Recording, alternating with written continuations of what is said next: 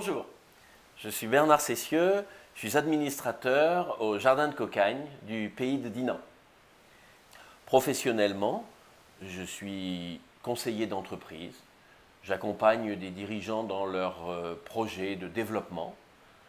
Je forme des encadrants dans leur management et dans leur communication.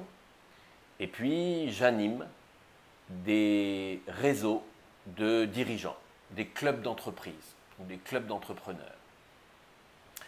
C'est cette activité qui m'a amené à découvrir le jardin en 2006, alors que j'étais animateur d'un club d'entreprise à Dinan, le CEPR. Je faisais le lien entre les adhérents. À l'époque, il y avait 80 adhérents, il y en a aujourd'hui 200. Et chaque mois, les entrepreneurs adhérents se retrouvaient, se rencontraient, travaillaient sur un thème, assistaient à une conférence sur tel ou tel sujet du développement économique local.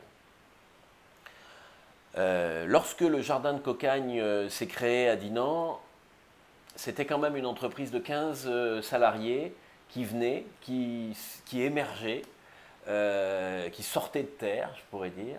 Et, beaucoup de dirigeants avaient envie de connaître et savoir ce qui s'y passait.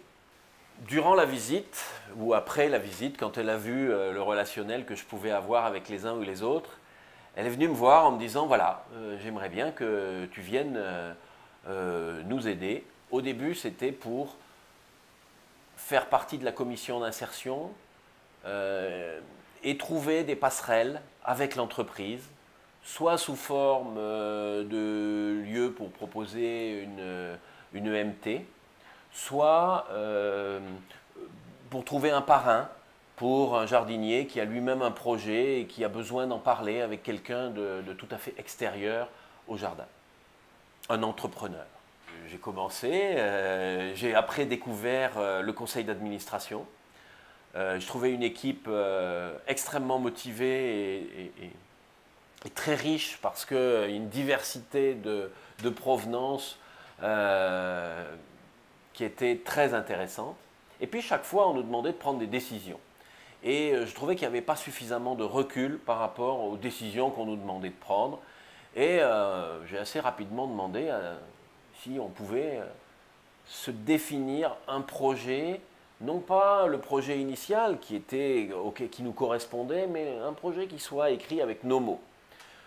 La mission, la raison d'être, qui reprennent un peu la raison d'être de chacun des administrateurs et la raison de la présence de chacun des administrateurs, les valeurs et la façon dont on pouvait vivre ces valeurs au jardin au quotidien.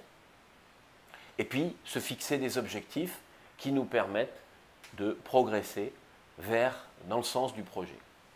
L'idée était bien reçue, mais il fallait l'animer.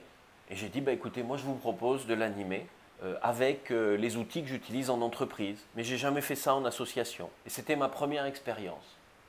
Quelque part, j'ai aussi beaucoup reçu du jardin. Si je vous raconte tout ça, c'est que je crois qu'il y a une grande proximité entre les associations liées à l'insertion et les entreprises. Et pour ça, j'aurai finalement 3 illustrations. La première, c'est qu'il ne faut pas avoir d'a priori sur l'entreprise et surtout pas sur le dirigeant d'entreprise, le chef d'entreprise. Le chef d'entreprise, c'est avant tout un entrepreneur, c'est-à-dire une personne qui a des idées et des envies et qui prend des risques pour ses idées. Et la façon de l'aborder, c'est de prendre le risque de lui demander de l'aide et de lui demander de donner du temps, pas nécessairement de l'argent. S'il en a envie, il trouvera le temps. Il ne faut pas s'imaginer qu'un chef d'entreprise n'a pas de temps. L'autre jour, j'ai sollicité un de mes amis, enfin une de mes connaissances chef d'entreprise, pour entrer comme administrateur dans un autre chantier d'insertion à Lamballe, pas loin de chez moi. Voilà, je lui ai expliqué que le chantier avait besoin de gens d'entreprise.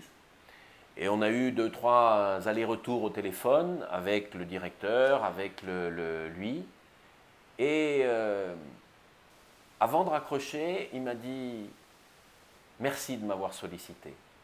Et j'ai trouvé que cette phrase était très touchante et très symbolique de ce que je veux vous dire là. Alors la dernière chose, c'est que dans chaque territoire, il y a un tissu d'entreprise qui est particulier. Il est très fortement développé en Bretagne, mais je suis sûr qu'il y a des clubs d'entreprise dans tous vos territoires. Il faut frapper à la porte.